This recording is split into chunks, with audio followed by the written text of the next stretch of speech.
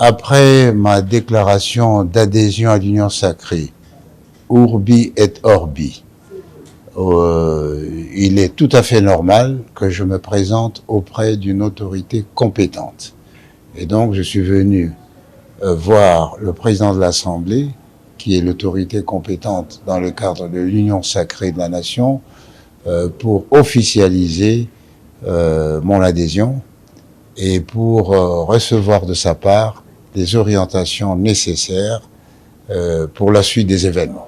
Monsieur Atundu a toujours été une figure de proue dans la politique congolaise, aussi bien durant le règne de Mouzé, durant le règne de Joseph Kabila et aujourd'hui durant le règne du président Tshisekedi. Une figure de proue ne disparaît pas avec les changements de régime. Nous sommes des patriotes, nous sommes des références et avec l'âge, nous devenons des notables.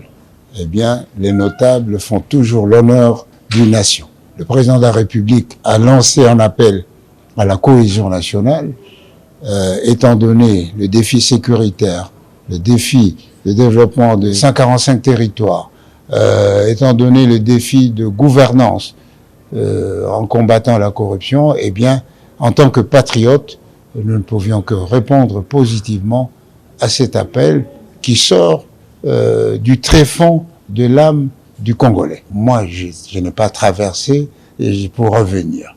J'ai répondu à un appel du chef de l'État, à un du père de la nation. Eh bien, c'est le Congo d'abord et nous devons nous engager à fond, n'est-ce pas, sans réserve, pour sauver le Congo, pour que nous puissions retrouver notre dignité et permettre à la République de jouer le rôle de sa vocation naturelle qui est d'être la gâchette de l'Afrique sur tous les plans. La situation de l'Est et même dans certaines parties de la République silencieuse, eh bien, est préoccupante. C'est pour cela que vous avez vu dans la formation de l'actuel gouvernement, on a fait appel à des figures de proue, c'est ainsi qu'on peut le dire, des figures de proue pour marquer un tournant décisif dans la guerre contre les agresseurs et pour la paix en faveur de nos populations.